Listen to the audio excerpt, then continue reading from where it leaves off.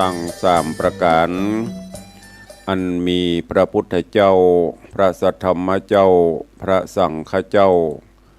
อันเป็นสรณะที่เปิ่งที่เคารพนับถืออันสูงสุดในชีวิต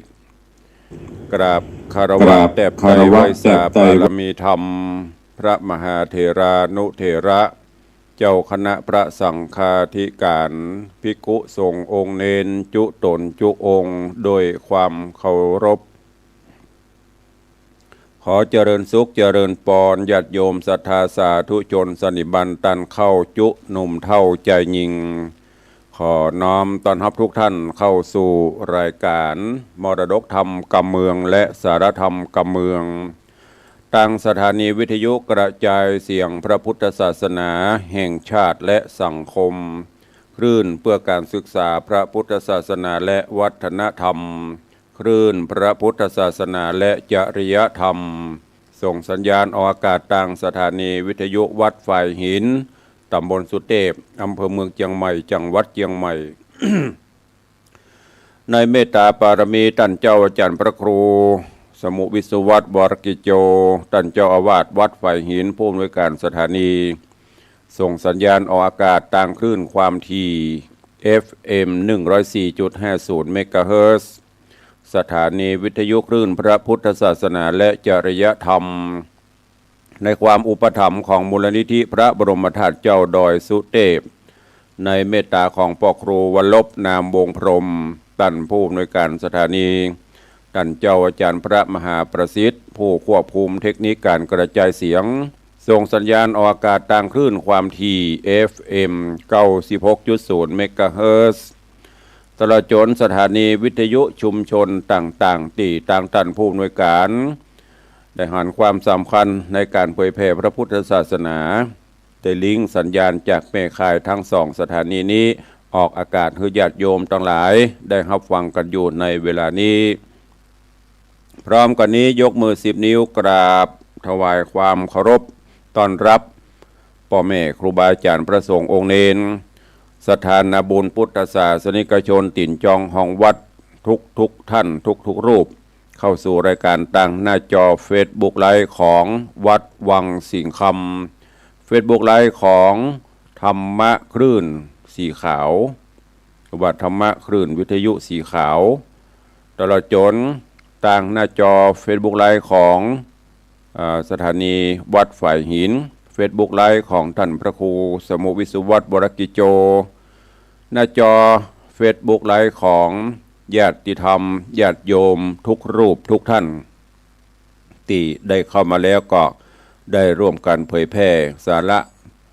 เรื่องราวธรรมะแบบปืนบ้านล้านนานี้ไปยังกลุ่มเพื่อนๆของทุกท่านโดยการร่วมกันกดแชร์รายการนี้ไปให้ญาติธรรมในกลุ่มได้สดับรับฟังสาระเรื่องราวดีๆโดยทั่วกันรายการนี้ดำเนินโดยกล่าวกับผมอัตมภาพพระครูวิสิทธิ์ศรีลาภรณ์รองเจ้าคณะอำเภอเมืองเชียงใหม่เจ้าอาวาสวัดวังสิงห์คำตำบลประแดดอำเภอเมืองจังหวัดเชียงใหม่หรือตุลุงในวังเนอะนำรายการนี้มาพบปะกับทุกท่านตั้งแต่เวลานี้เป็นต้นไป ก็ขอน้อมต้อนรับทุกท่านเข้าสู่ฤดูหนาวอย่างเป็นทางการเนอะเดือนนี้ออกมาแล้วเข้าสู่ฤดูหนาวสาบเหมยสาบหมอกกันพองละมาเจ้าก็จะมีเสียงน้ำหมอกน้ำเหมยตกหลังคาปอกแป๊กปอกแป๊กอากาศก็จะเริ่มเย็นลงละแต่ว่าภาคบ่ายภาคควายมาท้องฟ้าก็จะเปล่งใสไว้เนี้ยบ่ายจ้ายค่ำมาก็อาจจะมีเมฆฟ้ามาพ่องก็ผสมประสานกันไปบางวันก็3 ฤดูมาเจ้าหนาวควายมาฮ้อนค่ำมาฝนตกก็มีลักษณะเช่นนี้ก็ดูแลสุขภาพกันตัวเนอะโดยความเป็นห่วงจากตุลุงในวังโดยความเป็นห่วงจากรายการอากาศมันเปลี่ยนฤดูสิ่งที่จะตัวมาก็วัดไอมุนี่ โรคภัยไข้เจ็บมันก็จะมีมาพ่องถ้าเราบ่ดูแลก็จะทำให้สุขภาพย่ำแย่ตื่นเจ้ามาก็ยืดเส้นยืดสายกันพ่องเด้อดินควิดอย่างจี้กุ่งพ่อง ก็จะทำให้เส้นสายมันยืดผู้เฒ่าผู้แก่ก็บริหารร่างกายตามที่เฮาทำกันได้เนาะยืดเส้นยืดสายพ่องถ้าแบบเนี้ยก็เส้นมันจะตึงเส้นมันจะเข่งจะปวดจะเมื่อยก็ด้วยความเป็นห่วงดูแลสุขภาพกันไปตุลุงก็เริ่มเหมือนกันนะเตือนญาติโยมตัวเก่าก็เริ่มสาบไอ้อย่างก็วัดพ่องเสียงแหบพ่องแล้วก็ช่วงนี้ก็จะเป็นช่วงที่นักเทศนักจัดรายการจะมีปัญหาโดยเฉพาะเสียงลองไปถาม อาจารย์พระครูอภิวัฒนวิกรมนะตั้งแต่ตีสองตีสามมาจนถึงเมื่อวันครับเนาะดูแลสุขภาพตัวเนอะเป็นห่วงนะ อยู่ได้อยู่น้อยขนาด ก็ดูแลซึ่งกันและกันส่งความสุขซึ่งกันและกันไปเช่นนี้เนอะอีพ่อยแม่ญาติธรรมเฮาก็ก่อนที่จะได้ได้ได้จ่าอย่างนั้นเวลาก็ล่วงเลยมันนักแกจริงตุลุงก็เตรียมเวลาจัดเจ้านะแต่มันโวย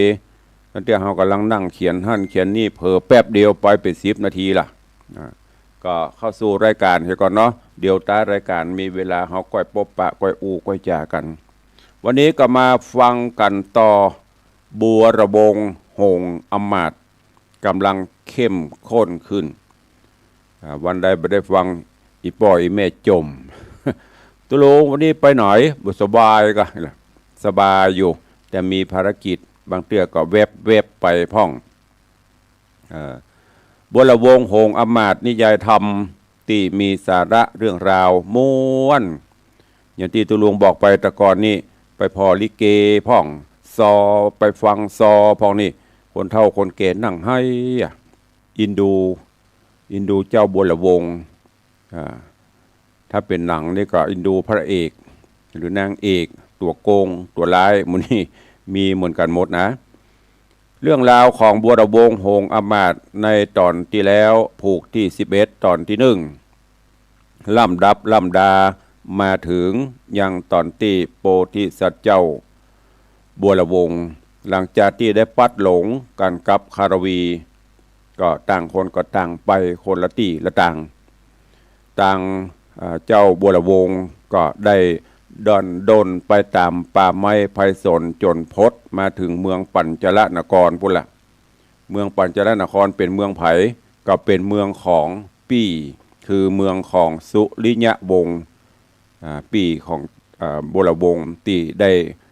มาปราบปรามยักษ์แล้วก็ได้เป็นเจ้าบ้านเจ้าเมืองซึ่งต่างปี่ก็มีความกึดฮอดกึดเดิงหาน้องแต่ก็บ่โหยปิดตีตามไปเสาะหาที่ไหนจนกระทั่งสั่งแปลงโฮงตาลศาลากวานตาลแล้วก็ได้แต้มหูบแต้มอย่างไว้ดังที่ตุลุงได้สรุปในตอนก่อนนะจนกระทั่งบัวระวงมาพบมาพักมาย่างจอดได้ไปหารหูบถ้าเป็นไปได้ก็คือคล้ายๆอย่างหูบพุทธประวัติตอนต่างๆที่พุทธองค์ทรงบำเพ็ญอันนี้ก็เหมือนเดียวกันตั้งแต่ปัดพรากจากกันไปเจ้าบัวระวงก็มาเตี้ยวพอเป็นหูบพอไปตัวก็น้ำตาไหลปังลงตัวเพราะหัวว่ามันเหมือนอย่างชีวประวัติตัวเก่า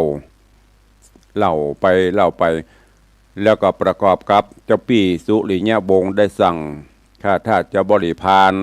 คือ สังเกตสังกาพอไผที่เข้ามาจอดมาพักมาย้างใน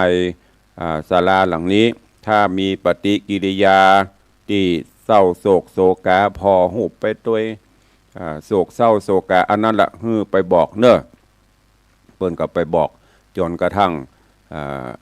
เจ้าสุริยะวงศ์มาพบมาปะแล้วก็นำปลาเอา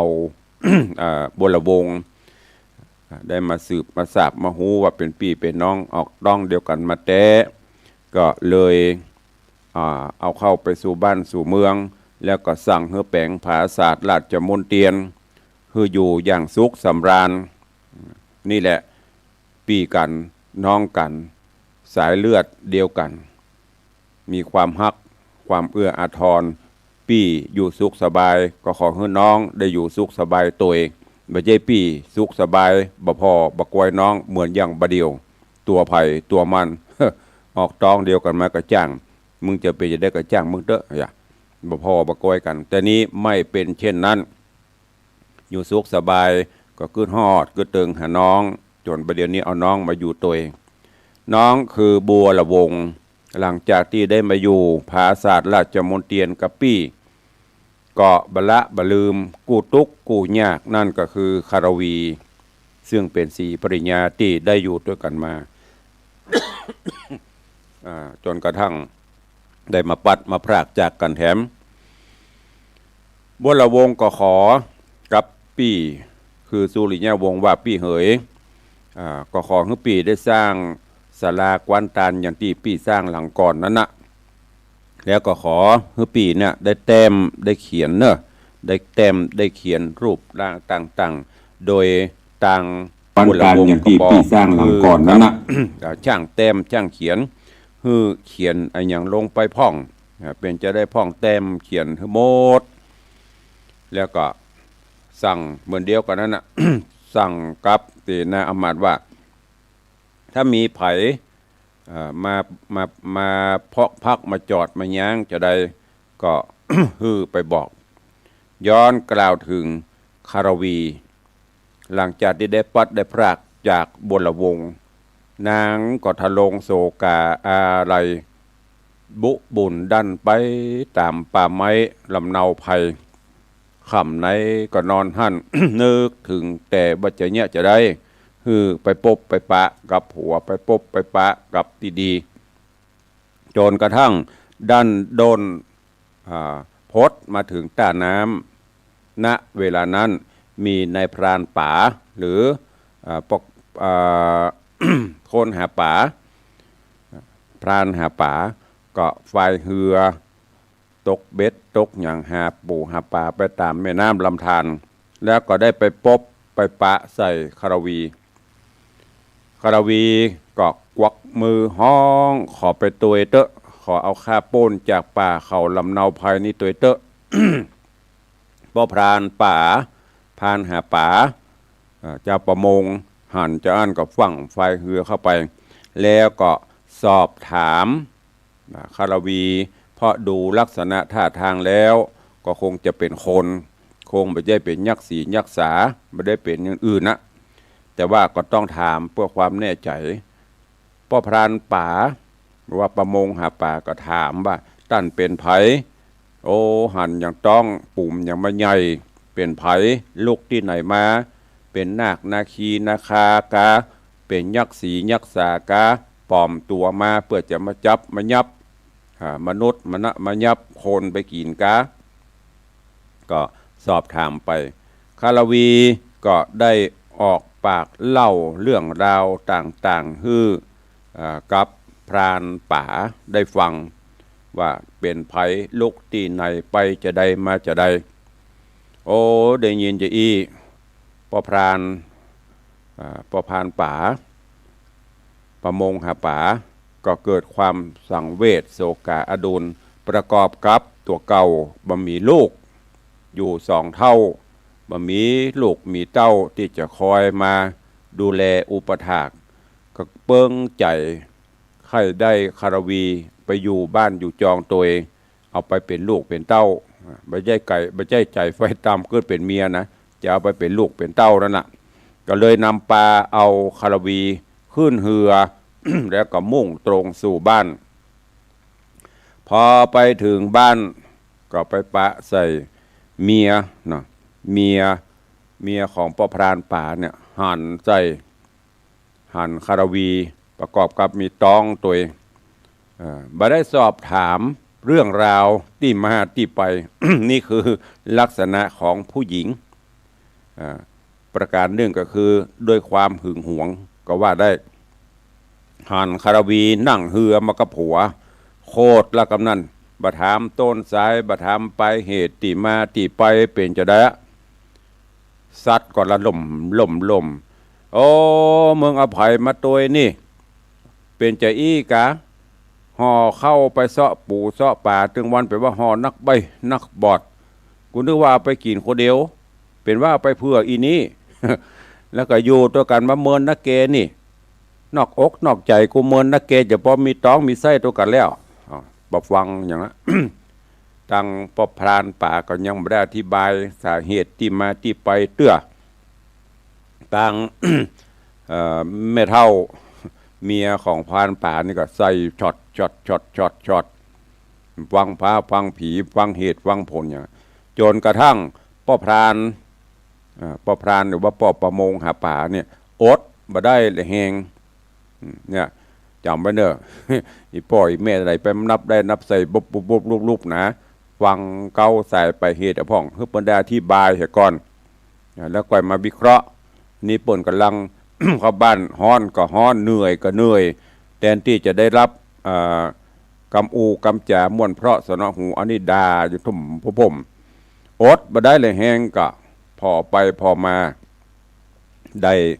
ไม้ใกล้ๆฮะกะได้ไม้ใกล้ๆฮะนะแล้วก็ความโหดความเกลียดหรือความอดทนมันมีขีดจำกัดเหลืออดเดี๋ยวทนกับเปียไม้ได้กับซัดเข้าละกันนะ บุบปับตบตับแบบวังกะเปิ้นบันได้อธิบายเปิ้นยังได้อูได้จ่าซะยังใส่หยุดจอดสยบกันสยบมารด้วยการซัดใส่กังหัวพ่องตัวพ่องกำนี่ แม่ย่าเมียของพรานป่าโดนไม้ใส่เข้าไปก็เกิดความเจ็บล่ะเจ็บตนเจ็บตัวกำนี้ยอมราคากันเนี่ยถ้าอู้กันดีๆแต่ต้นมันก็คงมีเรื่องอย่างนั้นทำความเข้าใจกันจำไว้เนอะแม่ต่างหลายผัวไปไหนมาจะไปฟัง จะไปเอาความคิดตัวเก่าเป็นใหญ่จะไปเอาความคิดตัวเก่าว่าเตื้อสืบสวนสอบสวนหาสาเหตุอู้กันให้มันหูเรื่องคนเฮาอู้กันหูหรอกไม่ใช่ว่าอู้กันหูเรื่องนอกจากมันจะวอกจะก้างกันไล่วอกกันให้มันตันเสียก่อน จะไปถึงขั้นลงไม้ลงมือเตื้อต้องมีปัญหาว่ามีเหตุมีผลอู้จากันแต่ว่าได้เทศนามาถึงตัดที่นี้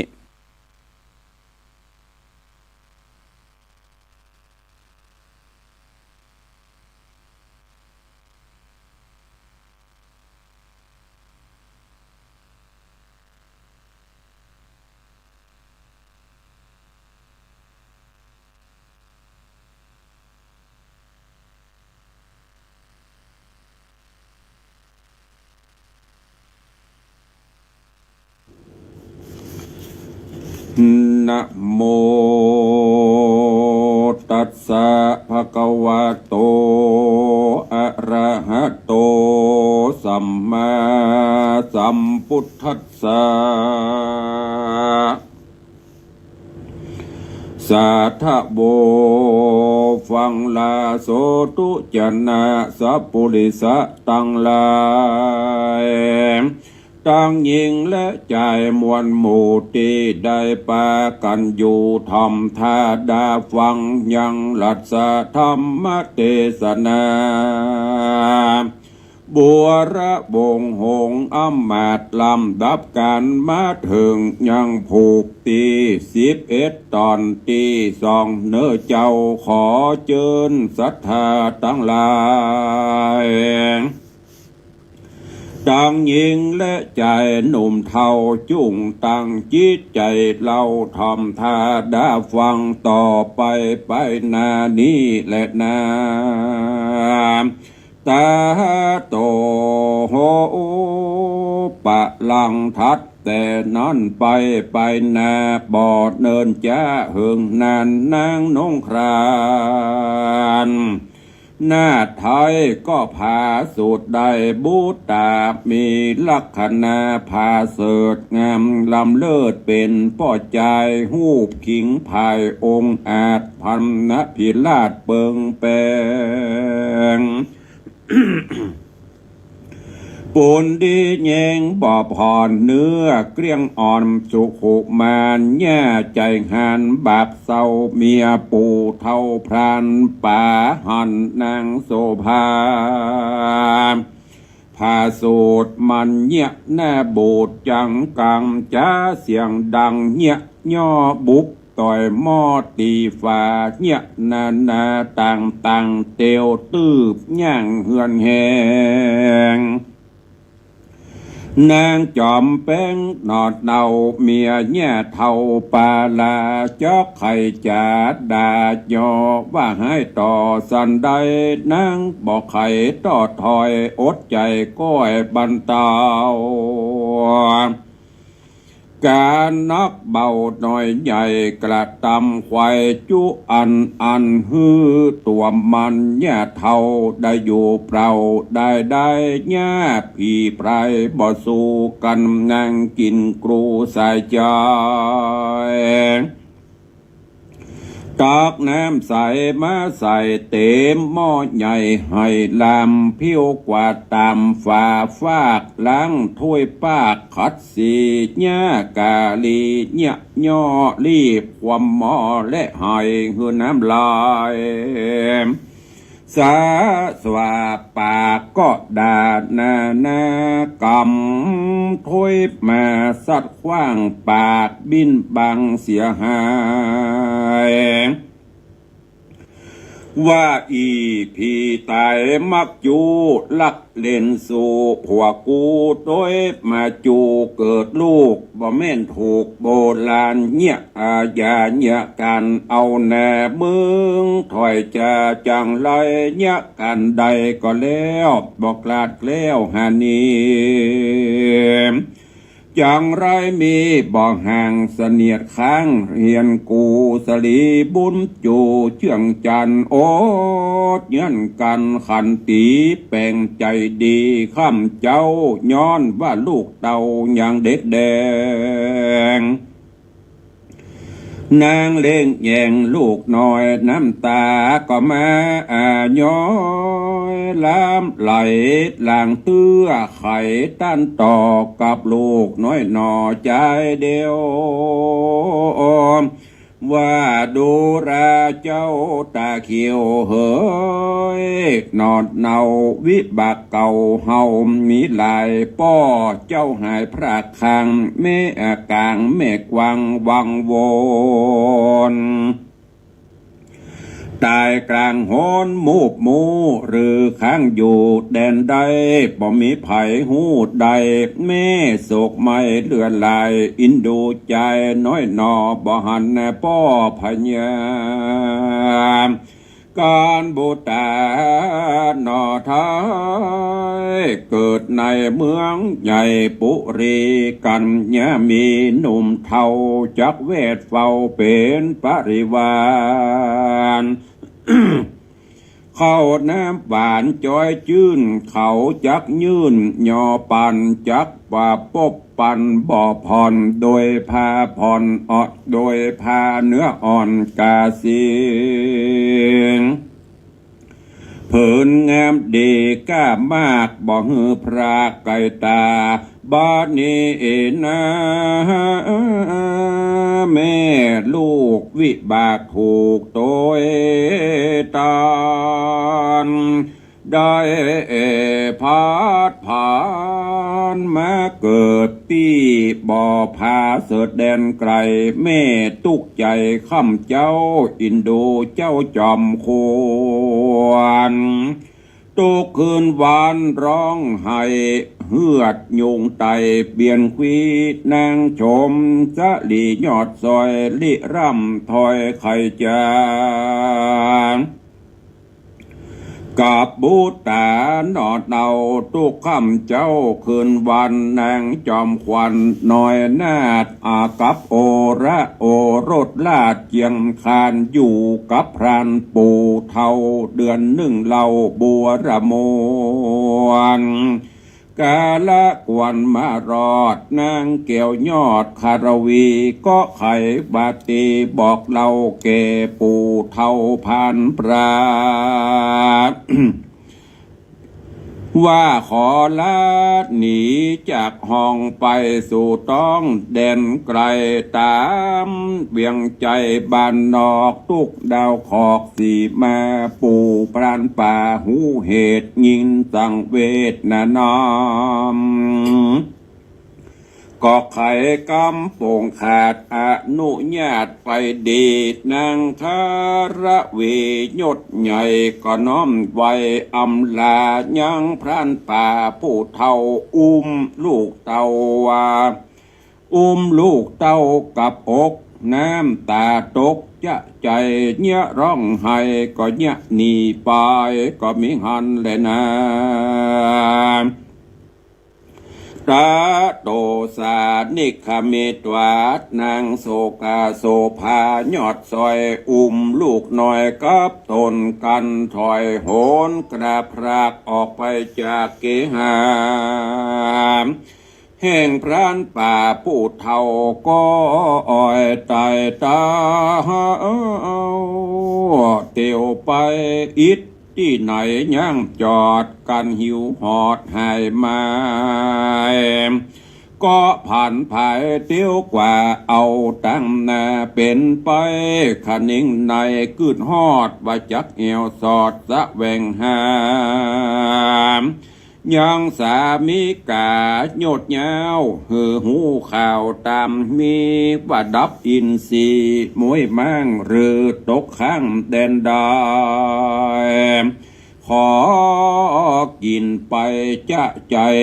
กันตาวันไกลลงแหลมก็ขอแฝงนอนจอดหือหิวหอดเศร้าซา เปิ้นเกกหาไตลางตามจิมคังกองตังสรีคิงบังนาไทยทุกเอาไม่สันได้ก็จะใครกล่าวอูฮือเข้าหูตามลายคนยิงใจหนุ่มเท่ากันหูเก้าตามเมเขายินดีโจมจืนเข้าน้ำยืนหย่อปันตั้งหัวมันลูกไม้มีพร้อมไข่นากันเจ้งมาผูกเจ้านั่งนอนเนาชมสลีก็ลานีเตียวกว่าเอาตั้งนาเป็นไม้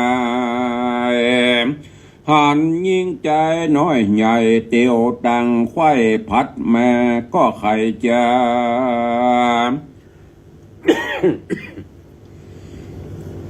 ก็ใครจะ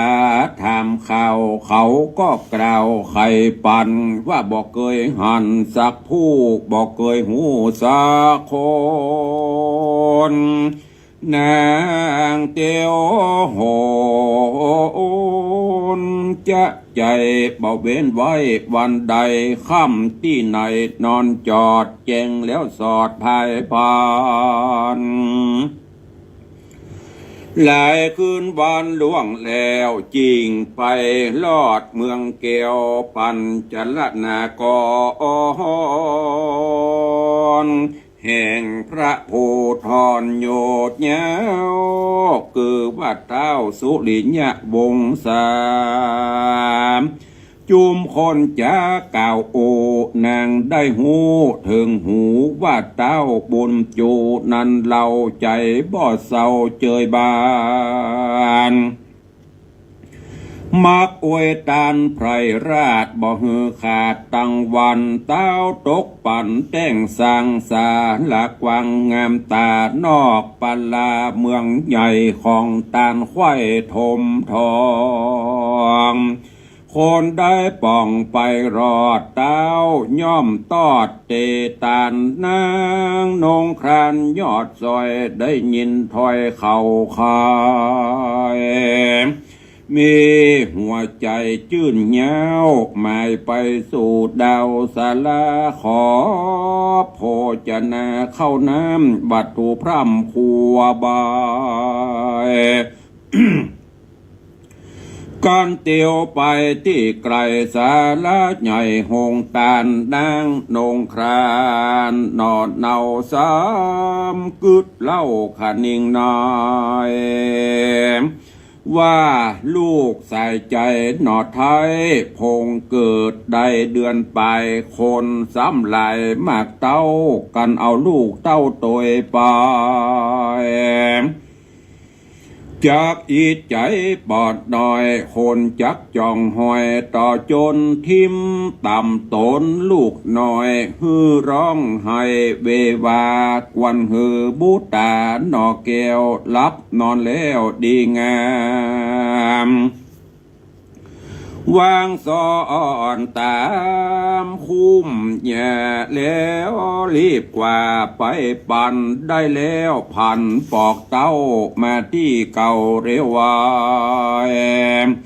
การคะนิ่งในเหมือนจอดนางเกี่ยวยอดคาระวีก็อุ้มสายสะลีนอดนาเข้าสู่ป่าหิมต่างที่ใกล้ปังตานตอดก้อยอุ้มกอดบุตตาไปมาบ่ผ่อนการลูกน้อยอ่อนลับดีก็เอาผ้ากาสีผืนขาดมัดเงื่อนคาดสองขาห้อยลงมาเป็นกู้เอาเจ้ากินกรูลงนอน นางก็วอนอภิวาทขอนางนาถธรณีเทวดามีมวลหมู่ขอพร่ำหูเล็งหานช่วยปากันพ่อเฝ้าตลาบต่อเต้าจนนางมานางเงียจ๋าสั่งถอยซึ่งลูกน้อยบุญมีขอสายสะลีคำหมื่นอย่ารีบตื่นมื่นตาอย่าเววาร้องให้แม่นิสัยจักไปขอพัดใจเข้าน้ำบัตถุพร่ำอาหารที่หงตาลใหญ่กว้างแห่งเจ้าจ้างห่อใจแม่จักไว้บ่จ้าแม่มาหาลูกลาบัดเดียวนางจ่าเดียวสั่งแล้วก่อนละลูกแก้วใส่ใจออกเตียวไปรีบหาวเพื่อไปสู่ดาวหงตาลก็มิหันและนา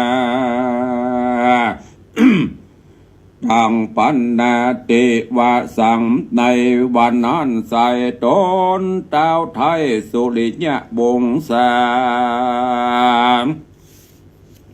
กับหนอพุทธาบุญกวางขึ้นขี่จ้างจอมกันแล้วภายพันกลาพรากออกไปจากเวียงใจเลือเลียบเวียงใจดาจอดจักไก่ลอดหงตาลสองผู้บ้านยศใหญ่ยินเสียงร้องให้นอเววา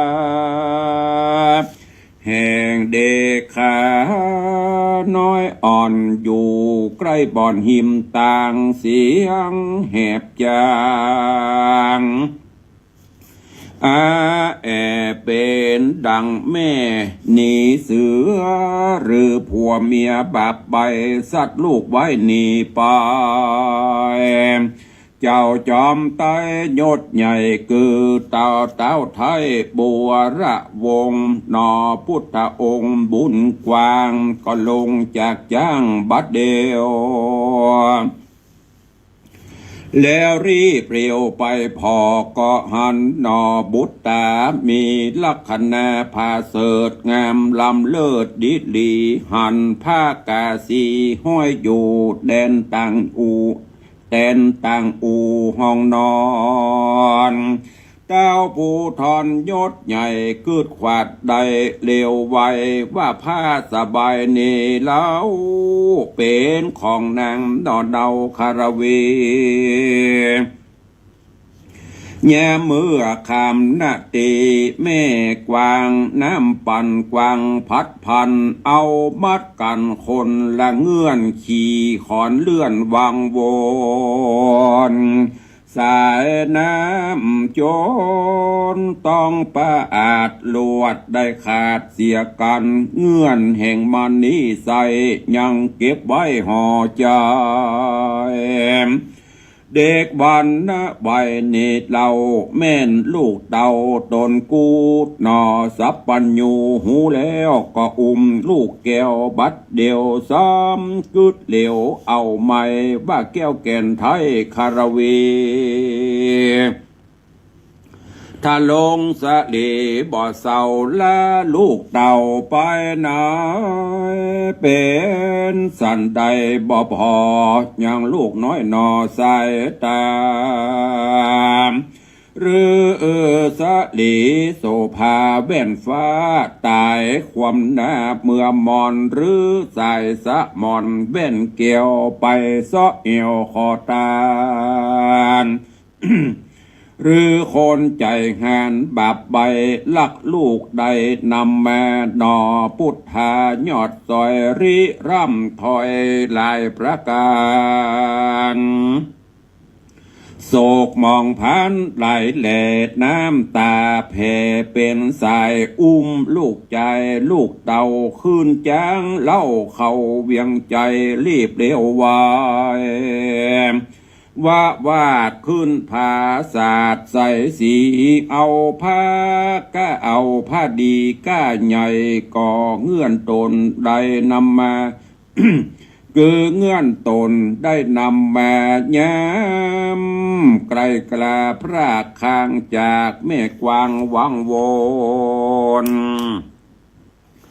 เอามาจนต่อพอเปื้อเล็งพอลายแสงการอากับพระจอมแปลงลูกเต่า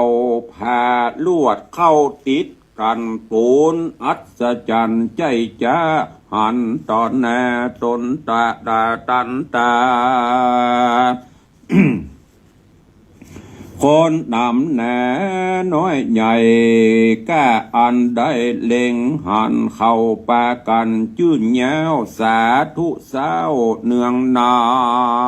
นนอคุณท่านยศแต่มียศใหญ่ได้ลูกแก่นไทยใส่ตาความเคืองกาแต่ก่อนก็ไม่ผ่อนบางเบายังมองเงาเอาไม้เถิงแก้วแก่นไทยคาระวีกันแย้มดีมาลอดเจ้าก็ตอดปันไม้ใส่ชื่อใจลูกน้อยว่าเจ้ายอดซอยกุลละวงว่าอันก็มีวันนั้นแหละนะเนติตังขีญาสั่งวันนาวิเศษจะห้องเหตุบัวละวงหงอมาตผูกที่11ดาจักใกล้เสร็จเมียนจอดจักถึงยอดปริโยสารบ่ปอนาเนิ่นจาผูกไปแน่ผูกสุดได้สุดไปและนาขอตั้นตั้งลาจุผู้อดใจอยู่ท่าต่อไปผูกนิสัยขอปุ่งบังลาไว้เต้าอีก่อนและนะก็บังโกมสมเด็จสเด็จ พระธรรมเทศนาบัวละวงหงอำมาตย์ผูกรองสุดท้ายผูกที่11เสด็จโป่งวางไว้เต้าอี้ก่อนเนอะวันนี้เศร้าโศกาอดุลเนาะนิยายธรรมเรื่องราวของบัวละวงหงอำมาตย์ตอนนี้คารวีซึ่งเป็นสลี โสภาเมียของเจ้าบุรวงศ์ ขอสุมาอภัยเนอะเริ่มสาบไอมาละหลังจากที่ได้ปัดได้พรากจากกันมาจนป้นป่าป้นเขามาปะป่อพรานป่าดังที่เล่าไปตะกี้นะป่อพรานป่าเอาไปเลี้ยงไปดูประกอบกับเมียพรานป่าก็บักค่อยชอบขี้หน้าก็คงจะด้วยกู้อริกันมาในอดีตชาติแต่ว่าเมียจะใหญ่กว่าผัวไปได้เนาะ ต้องฟัง ต้องฟังกรรมสุดท้ายจะยอมให้อยู่จนกระทั่งคารวีเกิดลูกออกมานางเท่าคนนี้ก็บัลละเมื่อเปิดไปตักน้ำมาใส่หม้อก็คว่ำเหี้ยเปิ่นเอาถ้วยไปล้างกับกำถ้วยขว้างก็แกงสะปะสะปันคารวีแม่เจ้าก็อดเอาจะมาเตอะขันติความอดทนอดกลั้นจนของให้ลูกป่นขีดป่นอย่างก่อนจนกระทั่งลูกป่นขีดละได้เดือนป่ายละอยู่ไปก็คงจะจำกว่านี้บ่ไหวก็เลยล่ำลาประพานป่าขอออกไปตั้งแน่เปลี่ยนไปก็ประพานก็บอกว่าจะเนี่ยจะได้ก็อนุญาตบ่งปันคารวีก็อุ้มลูกน้อยดันโดนไปตามป่าไม้ไผ่สนไปจนพ้นออกไปสู่ยังบ้านยังเมืองพ้นออกป่าเอาเขาไปสู่บ้านเมืองก็ไปพบไปปะเจ้าบ้านเจ้าเมืองก็ถามต่างๆว่าหันพอใจคนนี้ลักษณะจะอี้ก่อเขาก็บอกบ่ฮู้บ่หันเพราะว่าเป็นเจ้าบ้านเจ้าเมืองจนกระทั่งตอนนี้ฮู้ว่าเปิ้นในบ้านในเมืองเปิ้นมีโฮงตาลไผ่ทอดอย่างบ่อนกลิ่นเข้ามาในห้องส่งปะทอนี่จะจามก็ฮู้เรื่องราวต่างๆจนกระทั่งว่าเปิ้นมีโฮงตาลแล้วก็ตัวเก่านี่มีลูกมีเต้าจะเอาเข้าไปกับหัวลูกจะไปโดนเปิ้นทิ่มเปิ้นตำก็เลยเอาละไว้ข้างต่างก็มาปะใส่ก็เดี๋ยวจะสรุปในวันต่อไปเนาะอันสรุปวันนี้แล้วเดี๋ยววันต่อไปจะลืมเหรอเดี๋ยววันพุธจะได้สรุปตอนนี้คือฟังแล้วก็ก้อยเว้ากันต่อไปเพราะรู้สึกแสบคอเนอะบ้านใกล้นี้เปิ้นถ้าจะทำอาหารทอดอันอย่างบ่เด้อกลิ่นฉุนกลิ่นแรงจัง ถึงแม้ในห้องส่งซ้ำเปิดตัวแหมกินเข้ามาในปะโถไปทอดอันอย่างก็บ่ฮู้ เป็นธรรมดาไม่เป็นไรแสบคอก็เอาโป่งวางไว้เก้าอี้ก่อนก็เดียวก็ก้อยอันฟังกันในผูกสุดท้ายผูกสุดท้ายผูกที่12แล้วเด้อคนใดมันได้ฟังนี่ก็โอ้ถึงไหนตึกไหนนะจะเสียดายก็เข้าสู่โหมดท้ายรายการก่อนวันนี้เบื้องต้นก็ขออนุโมทนาบุญกับเจ้ามุนาศรัทธาเจ้าภาพปูจากันเทศกันทำแถมครั้งหนึ่งก็คือโยมปเลี้ยงธนวัฒน์โยมไม่เลี้ยงทัดพิชาสุสิงคำเปิ่นได้ปูจากันเทศกันทำที่นำมาเทศคือพอออกไม่ออกทั้งหลายนะครับฟังก็ทุกกับนะเกือบจะทุกกับปเลี้ยงไม่เลี้ยงให้เป็นเจ้าภาพบุรวงศ์หงส์อามานี่ก็เช่นเดียวกันเป็นเจ้าภาพปูจากับน้ำกับไฟนี่หรอกคนบ้านนะอันปูจาทำทุกเจ้าเอาไปเปลี่ยนกับน้ำกับไฟกับอินเทอร์เน็ตเนอะถวายมา 3,000 บาททำปอก็บอกนี่หรอผมบอกนะปอละ ก็เดี๋ยวเพื่อ FC จะหอมแหมขอบคุณบุญกุศลเพิ่นน้อมถวายคือปอคือแม่ปออุ้ยแม่หมอนญาติวงศาพูดหวงรับไปก็ขออนุโมทนาและขอบุญกินบุญทานนี้ ได้พิบาลปกปักรักษาตัวเนอะทั้งโยมปเลี้ยงธนวัฒน์แม่เลี้ยงทัดพิชาสุสิงคำและญาติโยมเฮาได้อยู่เย็นเป็นสุขโรคภัยไข้เจ็บที่เป็นก็หายมันลายหายไปสุขภาพอนามัยสมบูรณ์แข็งแรงอยู่ดีมีสุขเนอะ ก็วันนี้มีข่าวประชาสัมพันธ์ให้ญาติโยมทั้งหลายได้รับฟังกัน ข่าวในช่วงนี้ก็ยังได้บอกไปเนอะท่านวันนี้หนึ่งขอบคุณเนอะแต่ว่าเป็นนำลูกทีมขอบคุณท่าน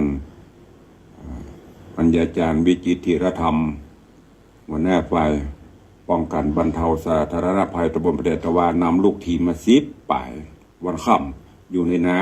ำด้วยกันแปลงตากระทงวันนี้เพราะว่าจะมาขวายหน่อยมันเป็นอย่างเนอะขวายหน่อยก็ได้เดี๋ยวจะได้ปรับแผนใหม่วันนี้อาจจะปรับแผนอย่างแผนแปลงตามันถาวรเดี๋ยวก็ว่ากันเนาะในช่วงนี้เป็นช่วงของกฐินการกฐินทานก็ใกล้จะหมดแน่ใกล้จะหมดช่วงละเพราะนั้นหลายวัดหลายวาพอมีการทำบุญกฐินที่วัดฝ่ายหินตำบลสุเทพอำเภอเมืองจังหวัดเชียงใหม่เนอะอย่างทุลุมก็ประกาศก็เพราะว่าเปิ้นส่งข่าวมาคือประกาศวัดอื่นยังบอกประกาศก็เพราะบ่ฮู้ เปิ้นมาส่งมาเนาะตุลุงไปหูรายละเอียดจะได้ตึงบอกรอบใครจะฮื้อประชาสัมพันธ์ได้ก็จะมีเวลาห้างไว้ใต้รายการเป็นข่าวสารแจ้งแต่ถ้าส่งมาตุลุงก็ประกาศฮื้อทำส่งมาตุลุงก็หูวันที่25วัดฝ่ายหินมหาวิทยาลัยเชียงใหม่เปิ้นอุปถัมภ์อุปถากเปิ้นจะนำผ้ากฐินไปทอดถวายเนอะเชิญชวนญาติโยมศรัทธานาบุญเฮาเจ้าข้าทั้งหลายไปร่วมกันก็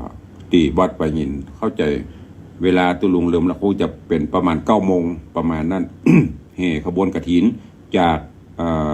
ลานธรรมมหาวิทยาลัยเชียงใหม่เข้าสู่วัดฝ่ายหินแถววัดนึงก็คือวัดปูเลยตำบลบะเขือแจ้อำเภอเมืองจังหวัดลำพูนอันนี้ก็วันที่25คาดว่าจะเป็น25 26นะเพราะ25นี่เปิ้นสมโภชเปิ้นนิมนต์ตุลุงไปเทศน์ไปเจริญพุทธมนต์ตัวก็จะได้ไปฉลองศรัทธาตัวก็เชิญชวนได้ไปร่วมกันเนอะแถมอันหนึ่งญาติโยมทั้งหลายทราบเดือนนี้เข้ามาประเวณีอันสำคัญของล้านนาเฮาแถมอันหนึ่งก็คือฟังเทศน์ฟังธรรมมหาจาร์นี่เป็นหลักๆภาคอื่นๆมีไหมมีแต่ว่าภาคเหนือเฮานี่ก็จะมีการเกือบเมื่อก่อนนี่เกือบจะกู้วัดแต่ประเด็นนี้ก็เริ่มจะสร้างซาไปพ้องเพิ่นก็จะจัดไปตีทราบข่าวตี มหาวิทยาลัยเชียงใหม่ก็เปิ้นก็มีการจัดเทศน์มหาจาร์ตั้งธรรมหลวงเช่นเดียวกันวันที่3-4ก็ถ้าจำบ่ผิด นิมนต์ตุลงประเทศวันที่3ตีสารธรรมมหาวิทยาลัยเชียงใหม่แล้วก็นอกนั้นก็จะมีปุ่นทางวัดฉิมพรีวันต้นงิ้วหางดงเพิ่นก็จัดอันนี้วันที่2ถ้าจำบ่ผิดนะอันนี้เดาๆอยู่แล้วก็ที่วัดตงเหมือนน้อยนั่นก็วันสิ้นปีอันนี้เป็นประเพณีที่สำคัญทั้งหมดนี่ก็คือการบูชาโคมเนาะแขวนโคมบูชาประทีปโคมไฟบูชาพญาเวสสันตระเข้าบ้านเข้าเมืองเพื่อความเป็นสิริมงคลอันนี้เป็นฮีตเป็นคติประเพณีปฏิบัติเมื่อก่อนนี้วันเดือนยี่เปงเพื่อจะปล่อยว่าวโฮมโคมลอยโคมไฟเดี๋ยวนี้ไม่ได้ละกระดาษลุยไฟกำลังเข้ามา เอาโคมมาตานเพราะเนอะ โคมแก่น้อยบะซื้อเนอะมันต้องทำขายแล้วมีสตางค์พอเลี้ยงเราจะดีไม่ครัวแต่ก่อนไม่จะดีมีในปอดตานหรอกพี่นันโอกระดาษลุยไฟเอาโคมมาตานตุลวงสัก100ก็ได้ตานเนี่ยพ่องเอาสตางค์นักลำไปลูกก็มีเมียก็เมียไปเนี่ยลำเหลือ ตัวก็ไปเจ้ตุยกินข้าวก็ไปเจ้นักจะไปขี้โลภเนอะ หันไปโจมลงเฟซตลอดอันนี้ตุลวงไม่ได้โจมเขานะแนะนำต่างดีเอามาตานเนี่ยพ่องก็ใครจะแขวนโคมอย่างที่ละปูนนี่ก็วัดพระธาตุหริพุนชัยโคม100,000 ดวงวัดพระสิงห์เขาก็มีโคม10,000 ดวงที่วัดวังสิงห์คำนี่บ่10,000บ่แสนปานเดียวก็พอละไม่ใช่ปานบาทนะขอไม่ได้ปานเก่งก็ดีละแต่ว่าก็ไปซื้อ โคมซื้อตุงมาประดับตกแต่งแล้วก็โคมนี่เอามาไว้ให้ญาติโยมเพื่อเปิ้นไม่ได้ไปวัดไปวาเพื่อมีเจตนาใครห่วงปูจาแขวนเพื่อความรุ่งโรจน์โชติช่วงชัชวาล ก็ได้โดนตามมามาอันกับท่านอีหยังกับตุหลวงปู่จาโกมมันไปใจอันเนี้ยก่อนจะตามมาก็ว่าก่อนเนอะมันมีนะประเดี๋ยวนะ ต้องระวังไว้ก่อนมันไปบอกเนื้อเปิ้นจะนั่นจะนี่ไปปู่จาโกมเลยจะรุ่งโรจน์โชดช่วงชัชวานพระนี่อย่างปู่จาโกมมันมีหลายอย่างนะก่อนที่จะตามมานานาจิตตังกำเมืองเปิ้นว่าจะนั่นครูบาอาจารย์เปิ้นว่าจะนั่นปอุยแม่มอนบรรพชนเปิ้นปฏิบัติจะนี่ ประเดี๋ยวมันยุค AI เถอะเขาก็ว่าเปิ้นแต่จะไปเฮาตานก็แล้วไปมันต้องไปตรามามันต้องไปออกอย่างเปิ้นล้ำเหลือดูตัวออกบอกตัวได้ใช้ตัวเป็นเดี๋ยวมันได้นะยังหน่อยก็เป็นตรามาเห็นประตกประเสี่ยงนะฮีดจารีตประเพณีที่ปฏิบัติมาถ้าเขาบ่รักษามันก็จะหายเหมือนดังกำเมืองเนี่ย กำเมืองถ้าเขาบอกอู้แล้วพอจะอู้ดอดไทยปลาแรดไทยผเลิศใช่บักเคยหูเคยเห็นนะไทยก็ไปใจเมืองก็ไปเชิงเป็นขมุไปฮะอู้ก็อู้มันถูกเมืองกับเมืองแต่เมืองแห้มอันเนี้ยมันเป็นย้อนอะไรอย่างก็ย้อนเขาละเลยกันนั่นแหละเมื่อก่อนนี่อย่างที่ได้บอกไปต้องถามหัวหน้าหนึ่งตอนที่เป็นเนนน้อยเป็นตู้เจ้าน้อยเป็นเนนน้อยปะโทม่วนบอกไว้ขี้หนูพ่องบอกไว้ต้องตันพ่องจิบอกไว้แห่กองปล่อยว่าวลมว่าวไฟกันเป็นดิม่วนลานวัดเป็นลานธรรมเป็นลานแห่งประเพณีวัฒนธรรม เดี๋ยวดักปิ้งหายหมด ปุ่นข้ามมาลอยกระทงกับไปเบียงเต็มในเบียงปุ่นไปพอขบวนเนี่ยประตูโค้งซุ้มประตูก็ไม่ค่อยมีแล้วเพราะอะไรเนี่ยเพราะเอาละเลยจากน้อยแปลงหายไปเอาเข้ามีแล้วมาหาแล้วซุ้มประตูเป็นจะได้ประตูโค้งประตูป้าเป็นจะได้ราชวัตรก็คัดกันมาจ้างอ้างก็บ่มีเวลาอ้างก็บ่เนี่ยอ้างก็ไร้สาระเนี่ยอย่างบางคนมันมีหรอทำมันทำไมไร้สาระไม่มีประโยชน์มันบ่นึกถึงในจิตในใจว่ามันเป็นจะได้เพิ่นซื้อถึงอันหยังเนี่ยการแปลงประตูซุ้มประตูก็เหมือนกันได้ร่วมกันหรอกแต่ก่อนนี่ป่อพาไม้จักตอกแปลงหั่นเนี่ยแม่ก็ไปอันเก็บดอกลูกเป็นคนห้อยมันได้สามัคคีนี่พ่อประตังปุ้นได้สามัคคีได้มีร่วมส่วนร่วมพ่อกับแปลงแม่กับแปลงลูกกับแปลงแล้วก็มาแยงพ่อทุกกันแง้มบางแง้มอย่าเดี๋ยวนี้มันเนี้ยมันแปลงแม้แต่อยากการกล้วยมาใส่กับมาใส่อันเนี้ยตุลุงคนหนึ่งที่จะแปลว่าดึกดำบรรพ์กับแม่นแต่เขาก็บรรละของเก่าแล้วเขาก็บ่เมาของใหม่ไม่ใช่เก่าเกินไปเอามาประยุกต์ใจกันเนอะฝากไปตัวใครจะปูจาโกมกับปูจาได้ที่วัดบางสิ่งคำนี่ก็มีเขียนชื่อเขียนอย่างห้อยบางพ่อว่าตัวมีบ้านไปปูจาได้อยู่ที่จิตเจตนา นะอันนี้สำคัญอย่างก็จ้างอยู่ที่จิตที่เจตนาแม้แต่จะทำโทษ แม้แต่จะไปนี่อย่างก็จะประดูที่จิตเจตนาลองไปพอตัวแม้แต่ขึ้นศาลเพื่อจะตัดสินเพื่อพอเจตนาถ้ามีเจตนาบริสุทธิ์พูดพองมันก็ดีไปอยู่บ้านยนต์เนี่ยก็จ้างยกมือใส่เก้าใส่หัวตัวลงไปได้ไปเนื้อเขาปูจาโกมเฮสแกนเนื้อแกนเท่าไรเนี่ยส่งสตางค์ไปปนพวกก็เขียนชื่อจิตเขาบริสุทธิ์พูดพองนะบางเกิดขึ้นล่ะแต่ถ้าจิตแบบบริสุทธิ์ไปห้อยกับคนเดียวหั่นข้าห้อยตะเปิ้นไปอันน่ะมันก็ได้อย่างนั้นได้แต่มันไม่เต็มร้อยฝากไว้เนอะวันนี้มารับพี่นันโอไว้ได้ไหว้สาครับหลวงพ่อเขาป้า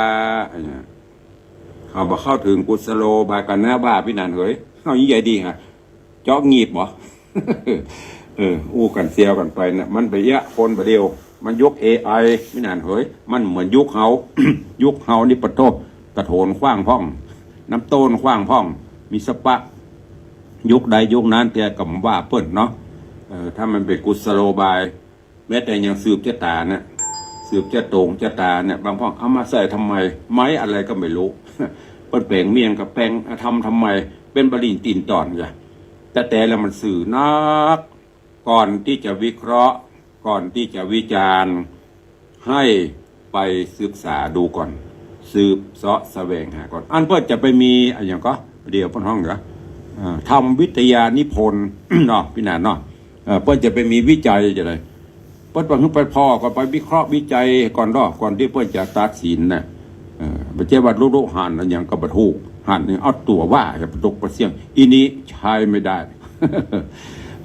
เจริญพรต้อนรับตั้งหน้าจอก่อนเนาะ ตั้งบ้านก็จะตามตามเวลาพอเวลาตั้งสถานีจะหมดละเจริญพรเนอะพี่นานโอกระดาษลุยไฟจากเจดีย์แม่ครัว เจริญพรต้อนรับท่านพิธาจารย์วันหนึ่งเนอะ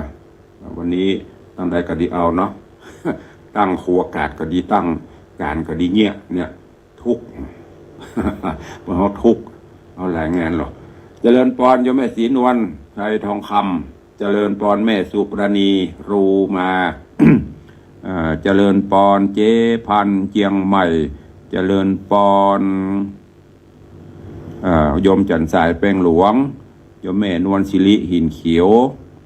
เจริญพรโยมแม่ครูเหรียญทองจันทีเนอะเจริญพรโยมสมศรีพรหมเมืองเจริญพรน้องอังคณาเนอะน้องเจี๊ยบปุ่นประเทศสวีเดน โอ้หายไปจัดเมินปีนี้จะมาลอยกระทงก่อนดิ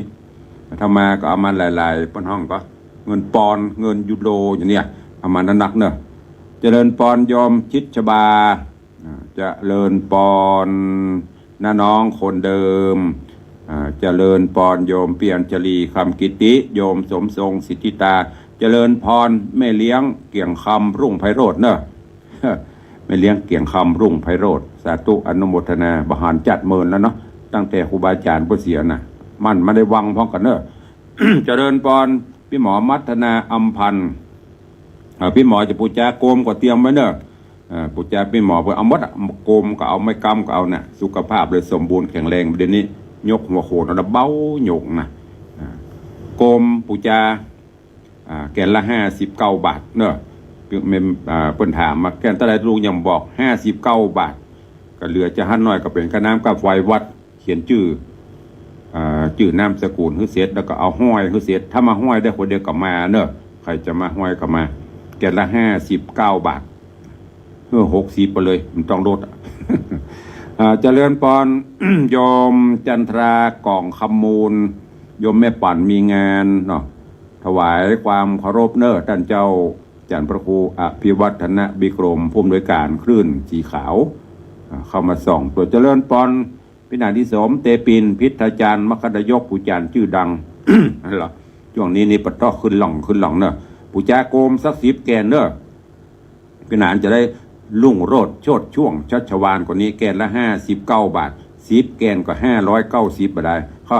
งานเดียวก็เหลือเบอร์ละ เจริญพรโยมพินานล่าพินานจรันปิยจันทร์อาสลมดอยซิวเนอะเจริญพรโยมสุยุพินวิทยาโยมสมทรงสิทธิตาอันนี้ตีตังหน้าเฟซเนอะวันนี้หลายเฮ้ยหนาวกะฮะโลกเข้ามาโลโยมปีสุภัทรหินเกยมาปูจาโกมเนอะเจ๊พัดเนอะลองมาปูจาโกมเอาอีกสัก10 แก่นคนละ10แต่ว่าตุลุงเอามา100มดหัว ไม่ใช่10,000 ดวงแสนดวงอย่าเปิ้นนะขอมด100นี่ก็บ่โทษประดับประดาตกแต่งวัดไปตัวใครจะปูจาแจ้งชื่อนามสกุลเข้ามาตังโทรศัพท์ได้ลูกละหรือว่าปูจาแก่นละ59 บาทสาธุอนุโมทนาเวลาหมดเวลาตั้งบ้านตั้งจองโทษเวลาบาดเจ็บหน่อยวันนี้เป็นหยาคลื่น 104โทรมาละหันสาธุเนอะโปเลี้ยง อันนี้คือเป็นโปเลี้ยงกับมาพินานอินสมเตปินพิทาจารย์มคณายกผู้จารย์ชื่อดังของล้านนาหน่อยเป็นระดับประเทศละผู้จาปฐมฤกษ์เบิกฟ้า10 แก่นสาธุขอฮื้อรุ่งโรจน์โชดช่วงชัชวานเงินไหลนองทองไหลมาเนอะวันไหนซักสาวงาน อนุโมทนาเนอะที่กะอู้กันง่ายอู้กันคล่องอู้กันปนหออู้กันโล่งปนกันอย่าลืมไปละช่วยกันคนละไม้คนละมือเนอะนอกนั้นใครจะประเดิมก็มาเดี๋ยวจะได้เขียนชื่อเขียนอย่างคือเป็นอัน7 สีก็ตึก7 สีนะเนอะ7 สีเหลือห้าก็3 สี ขอบคุณอนุโมทนาบุญด้วยเนอะเดี๋ยวใครต้องการจะอู้จะกับตุลงก็เข้ามาตัง หลังไม้ก็ได้เนอะอันไอ้ติ้งเข้ามาแหมพระเจ้าแหมไม่เลี้ยงชิดชบาว่าจะได้เอาขี้แกนเพิ่งน้อยหน้าเพิ่นเนอะพี่หนานพ่อ10 แกนแล้วนะมาเลยคนละ10ละ10ละ10ก็เดี๋ยวก็จบละ เต็มวัดทัศดีห้องเปิ้น100,000 ดวงห้องตุลุงขอได้สัก100สักปันตุลุงก็ดีใจแล้วนะวันนี้อู้ไปเวลาเลยบรรลักแกละ เดี๋ยวก็จะไปเบียดเวลาเปิ้นก็ขอนำรายการจากทุกท่านไปก่อนเนอะตักบัดหัวบลายเดี๋ยวตุลุงจะไปตักตายมาลวนเนอะตั้งหน้าเฟซวันนี้ขอความสุขสวัสดีจุ่งบังเกิดมีกับญาติโยมศรัทธาณบุญทุกท่านเนอะอยู่ดีมีสุขเหมือนกันจุผู้จุคนจุตนจุองค์เนอจัตตารโอธรรมาวัฏันติอายุวันโนสุขังพลัง